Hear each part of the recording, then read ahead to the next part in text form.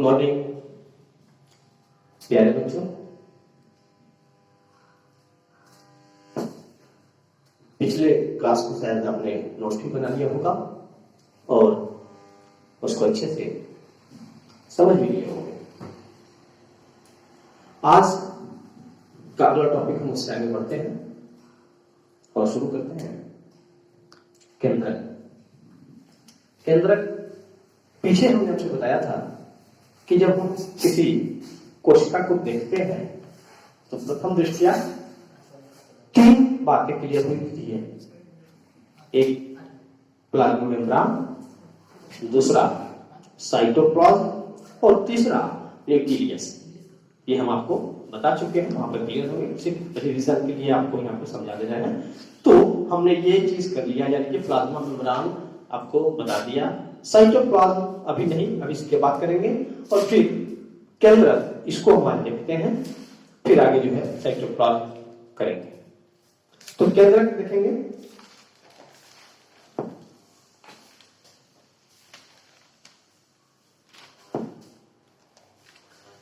केंद्रक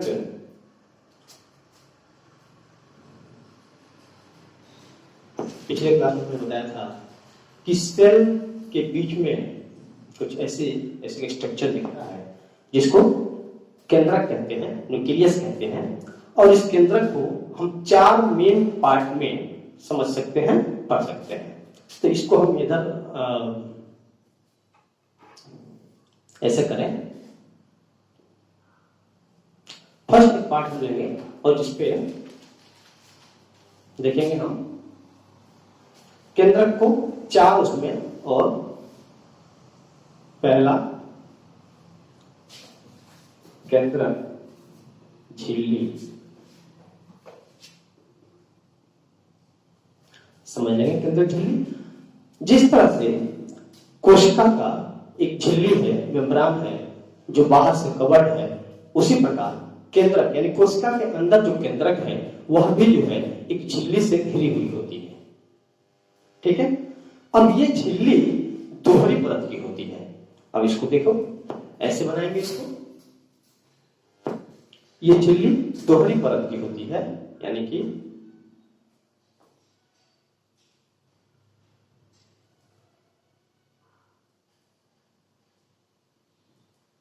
ये ऐसे स्ट्रक्चर मेरे साथ बनाते चले आप।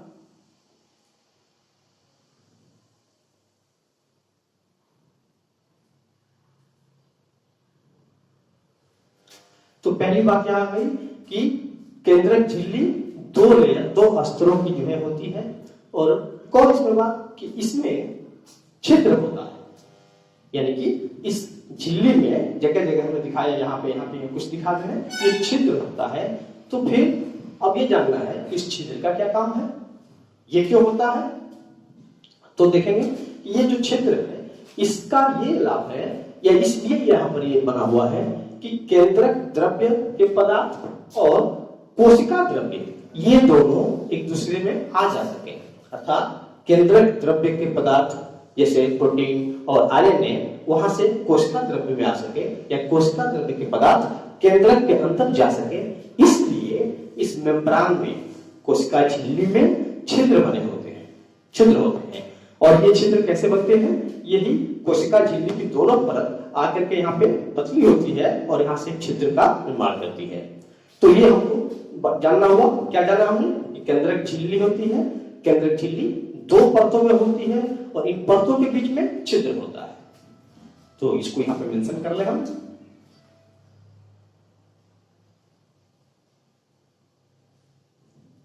दो परतों में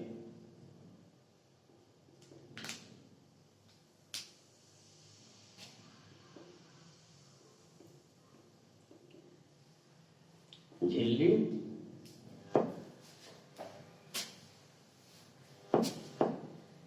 में छिद्र। छिद्र क्यों होता है ये हमने आपको समझा दिया, ये लिखने की जरूरत नहीं है। अब दूसरी बात, इसके अंदर यानी कि कोशिका झिल्ली के अंदर केंद्रक में केंद्रक के झिल्ली के अंदर क्या दिखता है, तो यहाँ पे कुछ धागे जैसा ऐसा स्ट्रक्चर उलझा हुआ दिखाई देता है, और इस धागे नुमा संरचना को हम क्रोमैटिन पदार्थ कहते हैं। तो इसको यहां मेंशन करते हैं,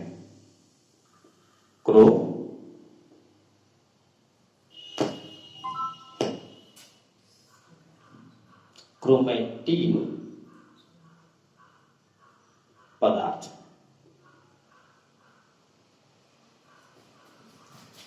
इसे समझ लो, झिल्ली के यानी कोशिका केंद्रक झिल्ली के अंदर धागे नुमा संरचना का एक स्ट्रक्चर होता है, संरचना होती है जो धागे नुमा होता है, और वो उलझी हुई होती है जो जाल बनाती है, जाल नुमा स्ट्रक्चर जो पिंड बनाती है, और उसको हम क्रोमैटिन पदार्थ कहते हैं।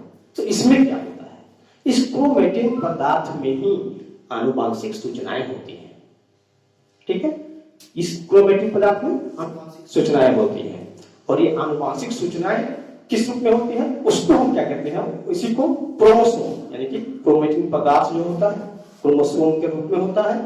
तो फिर हम यहां देखेंगे एक और चीज कि जब ये क्रोमैटिन पदार्थ जब कोशिका का विभाजन होना होता है सामान्य अवस्था में, तो ये क्या है, ऐसे ही है, और जब इसका विभाजन होना होता है तो ये फिर से इकट्ठा होकर के छड़ा इसे आकार बनाती है ये, और ये क्रोमोसोम के रूप में हो जाती है। तो इसको हम यहां पे मेंशन करेंगे, क्रोमैटिन पदार्थ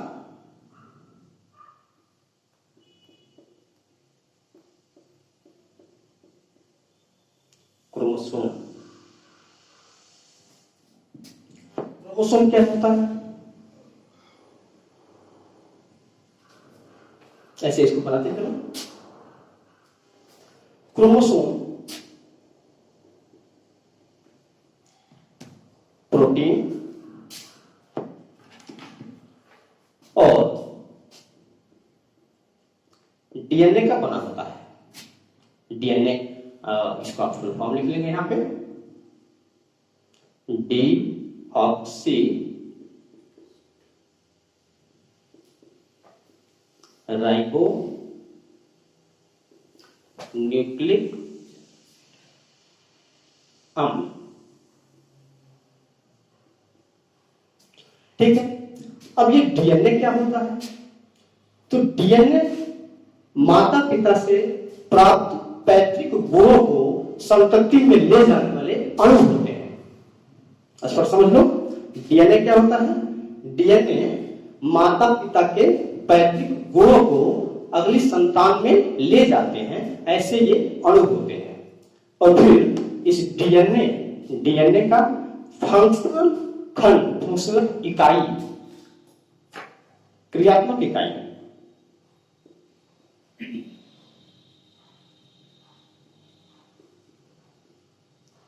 क्या होता है, जीन होता है। यानी हम कह सकते हैं माता पिता के लक्षणों को, उनके गुणों को उनके संतानों में कौन ले जाता है, तो डीएनए ले जाता है, या अगर और हम उसके टुकड़े में जानना चाहेंगे तो जीन के द्वारा क्या होता है, माता पिता के पैतृक लक्षण उनकी संतानों में जाते हैं। तो फिर से एक बार यहां पे क्लियर कर लो कि केंद्रक के अंदर क्रोमैटिन पदार्थ धागे नुमा संरचना जैसे जाल पिंड के रूप में होता है। कब, जब कोशिका सामान्य अवस्था में होती है, और इसको क्या कहते हैं, यही क्रोमोसोम है। ठीक है, ये क्रोमोसोम क्या होता है, दो चीजों से बना होता है, प्रोटीन और डीएनए से। डीएनए क्या होता है, डीऑक्सीराइबो न्यूक्लिक अम्ल। अब ये जो है डीएनए का सबसे क्रियात्मक इकाई, सबसे छोटी खंड जो होता है उसको हम जीन कहते हैं। ये तो यहां तक हमने ये जान लिया। अब हमको ये जानना है कि इस ये जब डीएनए हो गया, अब इसके बाद ये जानना है कि जब कोशिका विभाजन करती है, यानी विभाजन की अवस्था में क्या होता है, तो लिखेंगे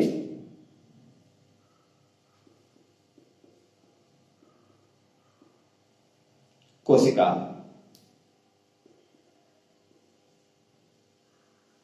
विभाजन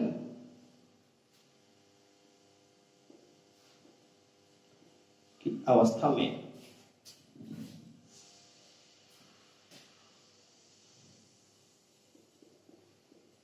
क्रोमैटिन पदार्थ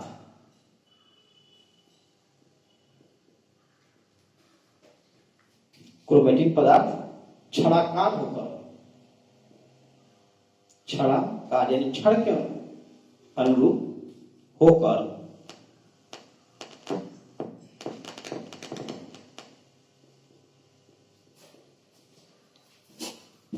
क्रोमोसोम में परिवर्तित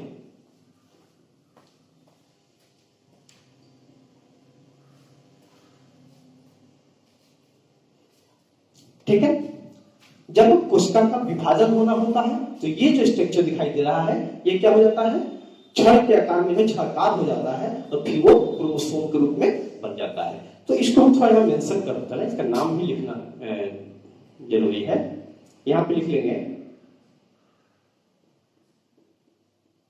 कोशिका झिल्ली,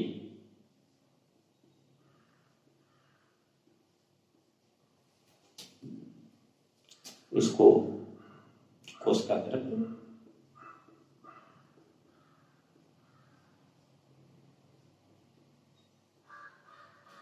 ये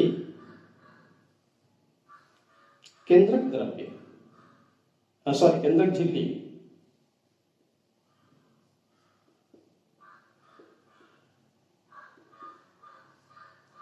और ये वाला जो स्ट्रक्चर दिखाई दे रहा है क्रोमैटिन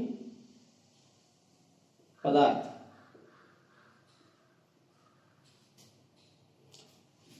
ठीक है। अब इसके अंदर अब हमने 4 बातें कही थी मेंशन करने के लिए, 2 बात हमने आपको यहां पे दिखाया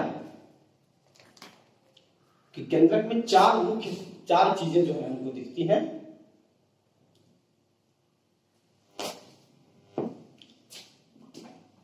ये पहला हो गया, ये दूसरा हो गया। इंपॉर्टेंट था दूसरे को समझना, पहला को हमने समझ लिया कि केंद्रक झिल्ली है, केंद्रक झिल्ली 2 परतों में होती है और इनके बीच बीच में छिद्र होता है, ठीक है। ये छिद्र क्यों होता है, क्योंकि केंद्रक द्रव्य से पदार्थ के कोशिका द्रव्य में और कोशिका द्रव्य के पदार्थ केंद्रक द्रव्य में जा सके। चलो ठीक है। अब इसके बाद इसके अंदर जो स्ट्रक्चर दिखता है वो इस धागे नुमा संरचना जैसा दिखता है और ये होता है क्रोमैटिन पदार्थ। कब, जबकि कोशिका सामान्य अवस्था में है, लेकिन जब कोशिका विभाजित होने लगता है, ठीक है, तो फिर यहाँ पे ये क्रोमैटिन पदार्थ क्या होता है, क्रोमोसोम में बदल जाता है। फिर देखेंगे कि क्रोमोसोम किससे बना होता है, प्रोटीन से बना होता है और डीएनए से बना होता है। डीएनए क्या होता है, तो डीएनए मैंने आप जानते भी पहले पढ़ा होगा आपने कि माता पिता से पैतृक गुणों को संतानों में ले जाने वाली अणु होती है, ठीक है, और इसका क्रियात्मक इकाई जीन कहते हैं। फिर देखेंगे कि जब कोशिका विभाजन की स्थिति में आती है तो यही क्रोमैटिन पदार्थ, ठीक है, ये क्रोमैटिन पदार्थ क्या होता है, संगठित हो जाता है और संगठित होकर के छड़नुमा आकार बनाकर क्रोमोसोम बना लेता है। तो ये चीज आपको यहाँ इतना जानना है। और इसके बाद एक चौथी चीज होती है जिसको हम एक गोल सी स्ट्रक्चर होती है इसके बीच में, एक से अधिक भी हो सकती है और इसको हम केंद्रिक कहते हैं। तीसरी चीज है केंद्रिक, हमने 4 बातें बताई थी, तो ये केंद्रिक है। केंद्रिक में क्या होता है, केंद्रिक प्रोटीन और आरएनए को, राइबोसोम प्रोटीन राइबोसोम्स और आरएनए का संश्लेषण करता है। तो ऊपर वाला अगर हम यहाँ पे हो गया होगा तो हम यहाँ से उठा लें आपको, तो यहाँ देखेंगे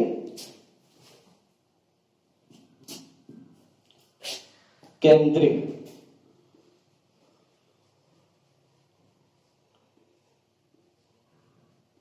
राइबोसोम्स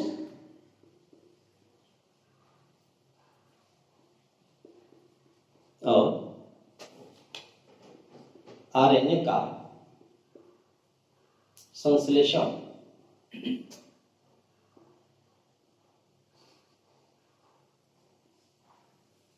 ठीक है, तो केंद्रिक द्वारा, तीसरा पॉइंट था, केंद्रिक द्वारा राइबोसोम आरएनए का संश्लेषण होता है और फिर इसके अंदर ये जो तरल पदार्थ टाइप का होता है ये होता है केंद्रक द्रव्य।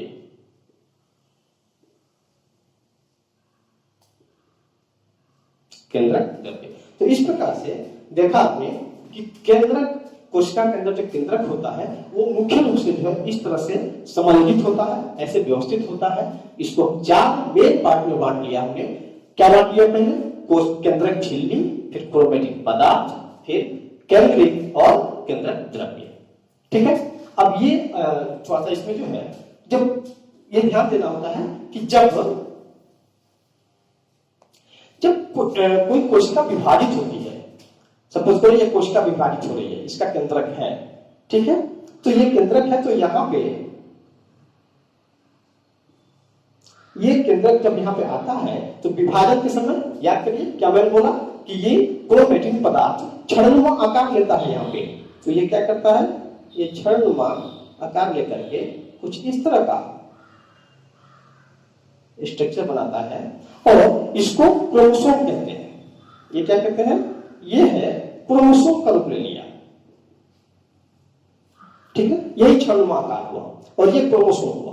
मजे की बात यह है, ये जानना है कि क्रोमोसोम सभी जीवित प्राणियों में निश्चित होता है। सभी की ध्यान देना है, ये बात रखना है कि क्रोमोसोम सभी जीवित प्राणियों में निश्चित होता है। जैसे मच्छर में ले लो तो मच्छर में कितना होगा? 6 होगा, फिक्स है, मच्छर में 6 होगा, ठीक है।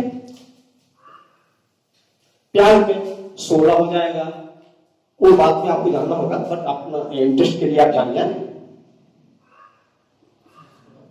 मच्छर में 6, प्याज में 16 और चूहा में ले लें आप, चूहा तो 42 और मनुष्य में 46। ये फिक्स है, ये क्या है? ये निश्चित है, यानी कि क्रोमोसोम की संख्या होती है, ठीक है। तो क्रोमोसोम की संख्या लिखेंगे, क्रोमोसोम की संख्या निश्चित है।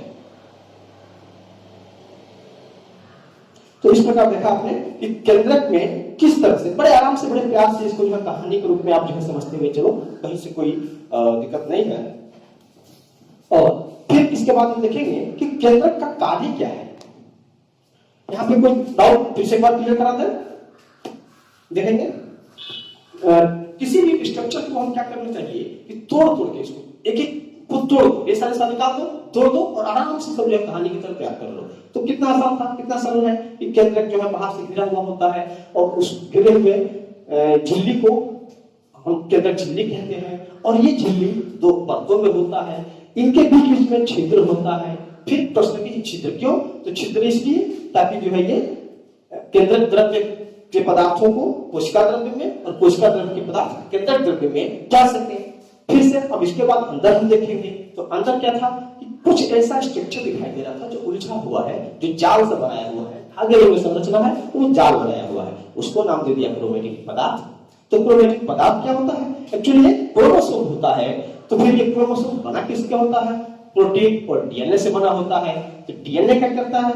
डीएनए जो है आनुवंशिक सूचनाएं, यानी कि माता पिता से उनके जो गुण हैं, उनके जो सूचनाएं हैं, वो जो है अगली की संतति में ट्रांसफर करता है। तभी तो मेढक का बच्चा मेढक होता है, चूहा का बच्चा चूहा होता है, क्योंकि उसकी जो है सूचनाएं हैं, यानी कोशिकाएं जो है, कोशिकाओं की संगठन की सूचनाएं जो है इसी के माध्यम से आगे ट्रांसफर करती है। और फिर हम देखें कि किस तरह से जब ये कोशिका विभाजन होता है तो विभाजन के समय यही जो जालनुमा संरचना दिखाई दे रहा है, क्रोमैटिन पदार्थ, ये संगठित हो जाता है और संगठित होकर के क्षणनुमा संरचना बनाता है। और क्रोमोसोम का, यहाँ पे क्रोमोसोम का बना सकते हो स्ट्रक्चर जो है, अगर बनाना चाहे तो इस तरह से बनेगा, ये इस तरह का। ये ऐसे क्रोमोसोम, ऐसे छंद स्ट्रक्चर जो है बन जाता है और बनने के बाद ये विभाजन में सहयोग करता है। ठीक है, तो ये पूरी स्टोरी आपको जो है अपनी जुबान पे क्लियर कर लेना है। और फिर इसके बाद देखेंगे कि, और फिर देखा आपने कि सभी जीवित प्राणियों में क्रोमोसोम जो है निश्चित होता है। कुछ का हमने जो है यहाँ पे बता दिया, कुछ आप ढूंढ लेंगे और अभी इसको जरूरत नहीं है आपको, अगले क्लास में फिर से आपको कंटिन्यू कराया जाएगा। अब हम देखेंगे कि फिर जो केंद्रक का काम क्या है। केंद्रक का कार्य,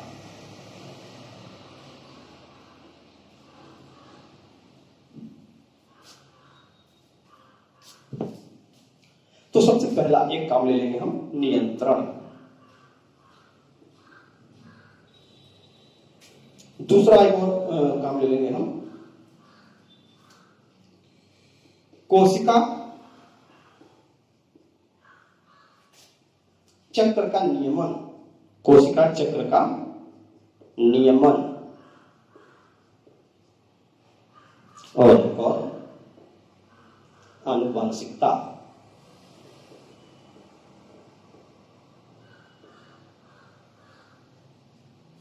अब एक एक पॉइंट को क्लियर कर रहे हैं। यहाँ पे नियंत्रण से क्या तात्पर्य है? यहाँ पे इस तो नियंत्रण से तात्पर्य है कि अभी अगले क्लास में हम आपको बताएंगे कि एक पार्ट हमने छोड़ दिया था, 3 बार बताया था। कोशिका जो होती है उस कोशिका में कोशिका झिल्ली, फिर कोशिका द्रव्य, फिर केंद्रक। तो हमने कोशिका झिल्ली आपको क्लियर करा दिया, आज केंद्रक क्लियर करा दिया। अब अगले क्लास में हम आपको कोशिका द्रव्य क्लियर कराएंगे। तो कोशिका द्रव्य में कोशिका के सारे अंगक पाए जाते हैं, like to mitochondria, Golgi body, reticulum, ribosome, ये सारे अंगक हैं। ये सब क्या होते हैं? इसमें यहाँ पाए जाते हैं।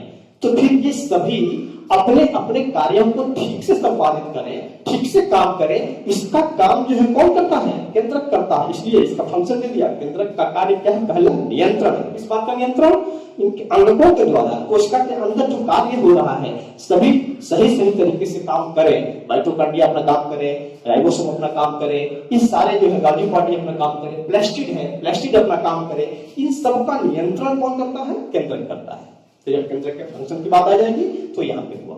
अब दूसरी बात, कोशिका चक्र का नियमन। ये क्या है? तो कोशिका चक्र का नियमन को ऐसे समझो, ये आपको आगे और अच्छे से पढ़ना है। तो जब जैसे कोशिका का, मैंने बोला कोशिका का विभाजन होता है, तो विभाजन होता है तो एक कोशिका विभाजित होकर के 1 से 2 बनेगी, फिर वो जैसे यहाँ से 1 हुआ, 1 से 2, फिर ये बन के इससे 2, ठीक है ना? तो ये जो है इसका नियमन करना, ये कैसे आगे जो है किस चक्र में विभाजित होगा, कैसे आगे चलेगा, ये कार्य जो है कौन करता है? केंद्रक करता है। और फिर आपने देखा कि तीसरा काम, तीसरा फंक्शन लिया हमने, आनुवंशिकता।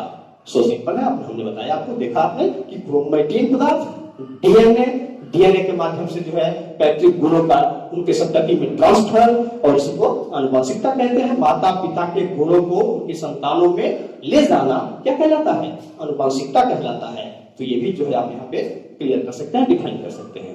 ठीक है, तो इस तरह से केंद्रक यहाँ पे आपका टॉपिक पूरा हुआ। इसमें जो है सब आप जो है अच्छे से समझ लिए होंगे। अब तो अब फिर इसके बाद एक प्रश्न उठता है कि क्या केंद्रक सभी कोशिकाओं में केंद्रक होती है? प्रश्न यहां आ जाता है कि क्या सभी कोशिकाओं में केंद्रक होता है? तो यहाँ पे लिखा है कि नहीं बेटा, कुछ कोशिकाएं ऐसी हैं जिसमें केंद्रक शब्द जब यूज किया जाए तो उसका यूज नहीं किया जाएगा। तो फिर उसको हम आगे देखेंगे कि उसके आधार पे कोशिकाओं को 2 रूप में किया गया।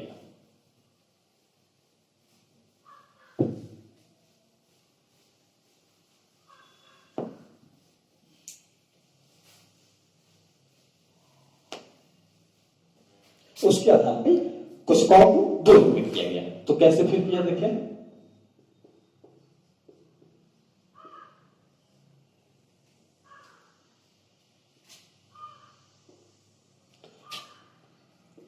प्रोकैरियोट या प्रोकैरियोटिक और यूकैरियोटिक।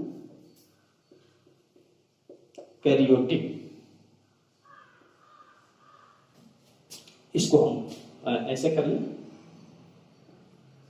प्रो से होता है, ऐसे बना लो, प्रो से होता है पूर्व, प्रो से होता है पूर्व, और कैरियोटिक होता है केंद्रक, है ना। तो प्रो और धन कैरियोटिक क्या हो गया, पूर्व केंद्रक। और यहां पर जो है यू से होता है अच्छा या विकसित, और कैरियोटिक क्या हो गया, केंद्रक। तो पहली बात आपको ये समझ में आ गई कि प्रो कैरियोटिक का मतलब हो गया पूर्व केंद्रक, और यू कैरियोटिक का मतलब हो गया विकसित केंद्रक, अच्छा केंद्रक। और फिर जो है तो यहां पे थोड़ा समझ में आ जाएगा कि पूर्व केंद्रक का तात्पर्य हो गया कि वो अवस्था जब केंद्रक जो है अपने आप को विकसित कर रहा था, तो शुरू में जो स्थिति थी उस स्टेज, वह कोशिका जो है प्रोकैरियोटिक कोशिका कहलाती है। और इसमें इसके अंतर्गत जो आता है वो मुख्यतः जो है बैक्टीरिया,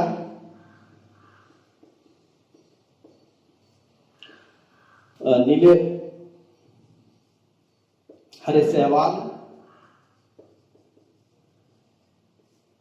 माइकोप्लाज्मा,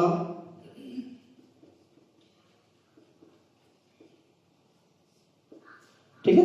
और यूकैरियोटिक में सारे जंतु जो विकसित हैं, एक कोश के बहु कोश के रूप में जो है, यानी कि जिनके में केंद्रक होता है, ठीक है। जंतु पादप सब आ जाएंगे, है ना। तो अब थोड़ा सा इसमें डिफरेंसेस कर लिया जाए, डिफरेंस देखा जाए कि क्या होता है, या फिर इसका स्ट्रक्चर बना लिया जाए। यहाँ पे लिख लिया होगा, हमारे साथ लिखते चले इसको, फिर इसका थोड़ा सा हम जो है स्ट्रक्चर बना के देखते हैं।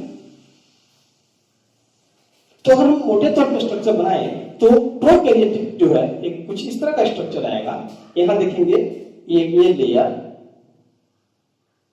फिर इसके बाद में एक लेयर ये होता है, और फिर इसके ऊपर एक और लेयर होता है, और बाहर से अंदर की तरफ अगर हम चलेंगे तो ये हो जाएगा ग्लाइकोकैलिक्स,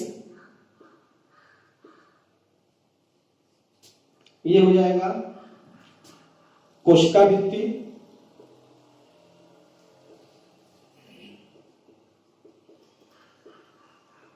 और ये हो जाएगा इसके अंदर कोशिका झिल्ली, प्लाज्मा मेम्ब्रेन।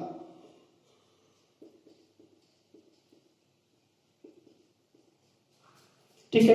अभी इसके अंदर जो हम ये देखते हैं, जो इसका क्या हो गया, कोशिका द्रव्य है, जो साइटोप्लाज्म है। इस साइटोप्लाज्म में पीछे, अच्छा अगर इसी की तुलना हम यहां करें यूकैरियोटिक में, तो देखें यहां पे क्या हो जाएगा, कोशिका झिल्ली, और यहाँ पे केंद्रक, जो मैंने अभी पढ़ाया था, यानी कि केंद्रक क्या हो गया, एक कोशिका से खुद घिरी हुई है, जबकि यहाँ पर केंद्रक जो किसी कोशिका से घिरी हुई नहीं है, बल्कि यहाँ पर इसका क्रोमोसोम क्या होता है, नेकेड अवस्था में है, नग्न अवस्था में है, यानी कि डीएनए इसका नग्न अवस्था में है, और इस क्षेत्र को हम केंद्रकाय कहते हैं। यानी कि जो इसका केंद्र क्षेत्र है इसको केंद्रकाय कहते हैं, इसके केंद्र क्षेत्र को हम केंद्रक कहते हैं। ठीक है। तो ये स्ट्रक्चर के रूप में। फिर एक दूसरी मेन बात इसको हम फिर यहां देखेंगे कि इसके अंदर कोई अंगक नहीं पाया जाता है, कोई कोशिका अंगक नहीं पाया, लेकिन ये चीज पाया जाता है, राइबोसोम। ठीक है, ये भी आप मेंशन कर लेंगे, राइबोसोम। ठीक है। और इसके अंदर ढेर सारे अंगक पाए जाते हैं, जैसे माइटोकॉन्ड्रिया,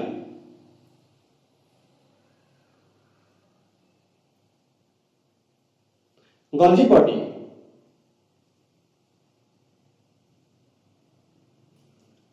एंडोप्लाज्मिक रेटिकुलम,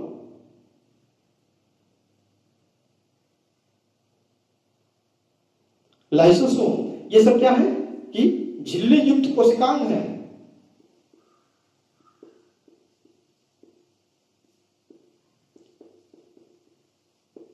कोशिका अंगक। ये झिल्ली कोशिका अंगक है। तो दो मेन बात आपने जो है यहाँ पे देख लिया कि इसके अंदर जो है केंद्रक जो होता है नेकेट अवस्था में होता है डीएनए इसका, और इसके अंदर जो क्या होता है ये कोशिका भित्ति के अंदर होता है, ये केंद्रक होता है। और दूसरी चीज इसके अंदर कोई कोशिका अंगक नहीं पाया जाता है, और इसमें जो है क्या होता है कोशिका अंगक पाया जाता है। तो आपने देखा कि इस तरह से ये आपका जो है क्लियर हुआ। अब इसके बाद नेक्स्ट जो है हम आपको कल के क्लास में क्लियर कराएंगे कि और कैसे क्या है, और इन दोनों के बारे में आपको जो है डिफरेंस हम लिखवा लेंगे। Thank you.